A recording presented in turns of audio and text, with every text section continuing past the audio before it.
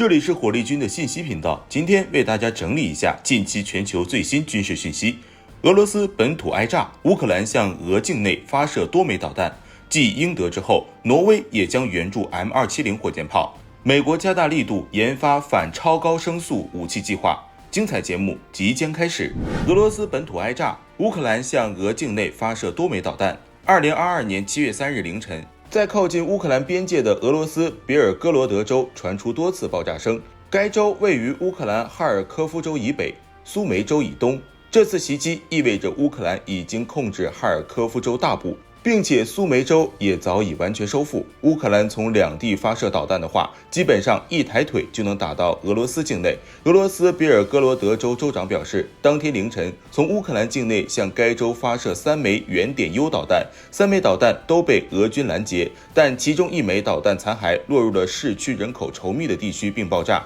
目前事件已经造成5人死亡。11栋多层住宅楼和至少39处私人住宅遭到不同程度的损坏。俄罗斯联邦委员会主席当天在社交媒体表示，在别尔哥罗德州发生的袭击事件是乌克兰的直接侵略行为，需要做出包括军事手段在内的最严厉的回应。对于俄罗斯的这一指责，乌克兰方面尚未做出回应，火力军认为也无需回应。你俄罗斯都踏入乌克兰领土打了大半年了，我炸你几下我就成侵略者了？对于俄罗斯这样的倒打一耙说辞，直接无视就行了。根据已知的消息，此次俄罗斯境内的爆炸应该确实是乌克兰发射的3枚原点 U 导弹，但目标是军事目标。俄罗斯予以拦截，但和之前的多次拦截一样，没有实现有效拦截。来袭的导弹虽然失去了准头，但却击中其他目标并爆炸，造成生命和财产损失。之前俄罗斯的多艘军舰都是被这样击沉和击伤的。俄罗斯的拦截系统，就算是最新的 S-500 防空导弹系统，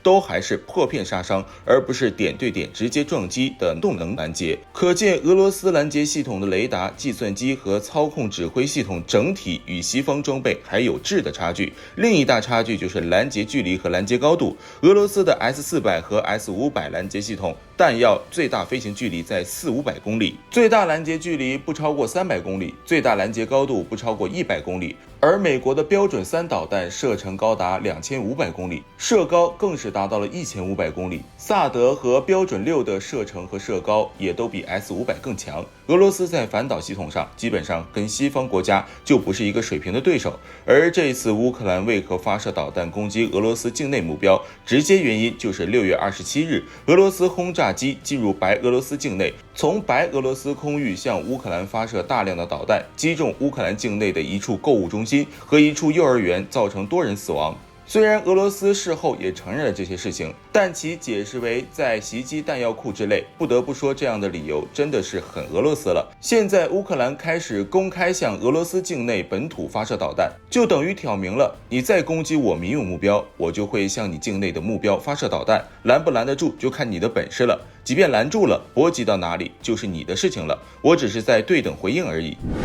继英德之后，挪威也将援乌 M270 火箭炮。2022年6月29日，挪威国防部发表声明，挪威和英国将就远程火箭炮的捐赠事宜进行合作，援助3台 M270 火箭炮到乌克兰，加上之前德国和英国各援助的3台，乌克兰手中将会有9台 M270 火箭炮对抗俄军。与此同时，乌克兰士兵将在英国接受培训，以便能够最大限度地发挥 M270 火箭炮的性能。之前乌克兰收到的远程火箭炮只有海马斯1款，其在之前的战斗中表现尤为出色，乌克兰军队对其赞不绝口，并将其当作准战略武器，依靠海马斯发射的高精度制导火箭弹，不断攻击战线后方的俄军重要设施，尤其是军火库和指挥所，打击俄军的后勤补给能力和指挥系统。虽然其机动性和数字化程度相比于 M270 更高，但海马斯只有 M270 一半的发射管，使得其火力输出略显不足，尤其是在面对俄军龙卷风火箭炮这样残暴的对手时，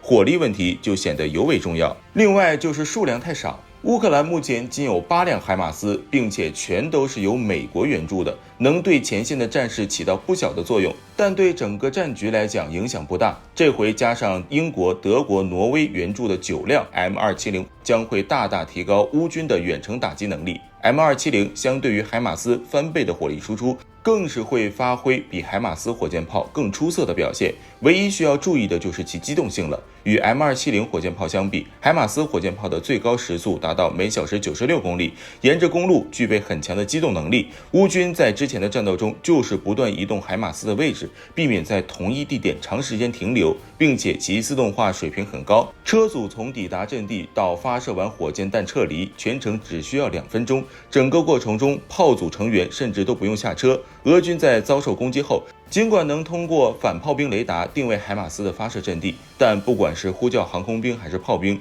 都有着复杂繁冗的程序，因此在俄军的炮火来临之前，海马斯就能够溜之大吉。而 M270 的速度就要慢得多，最大公路时速每小时64公里，火力准备时间也大大长于海马斯。一方面要最大程度发挥 M270 的火力优势，一方面还要时刻谨防俄军的火炮反击，这对于乌军的指挥官而言是一个不小的挑战。美国加大力度研发反超高声速武器计划。2022年6月25日，美国国防部公布了与雷神公司和格鲁曼公司的新的武器研发合同。该项目旨在研发反高超音速导弹，来应对未来超高声速武器的威胁。根据五角大楼公布的信息显示，美国导弹防御局继续授予雷神公司6200万美元的合同，同时向格鲁曼公司授予6000万美元的合同，二者将继续开发拦截高超音速武器的导弹。而这也表示世界第一大国防承包商洛克希德马丁公司在数十亿美元的项目中落败。不过，尽管此次洛马公司在高超音速武器拦截项目中落败，但真正与雷神公司竞争开发超燃冲压发动机的高超音速导弹。而这一次，美国空军和美国国防部高级研究计划局运营的高超音速武器计划的一部分。除此之外，洛马公司还是美国海军常规快速打击高超音速导弹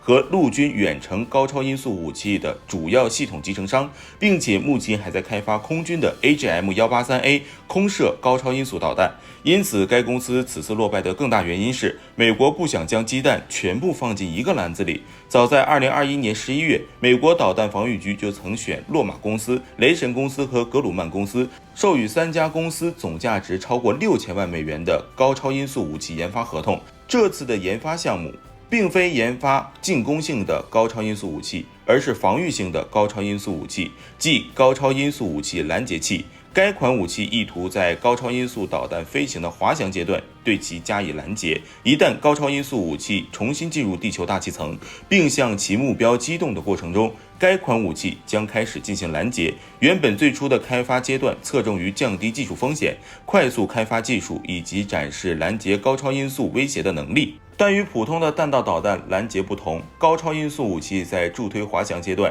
其飞行速度超过音速的5倍以上，而且还可以不规则机动，这就给美国想要在滑翔助推阶段拦截敌方的高超音速武器面临着非常大的困难。目前，美国对于该款防御性拦截器的研发现状并没有做更多的透露。不过，可以肯定的是，一旦其研制成功，目前其他各国的超高声速导弹将对美国彻底失去威胁。好了，这就是今天的全部内容。你认为目前的超高音速武器的发展中，哪个国家的实力最为强劲？欢迎将看法发表在评论区。我是火力军，我们下期再见。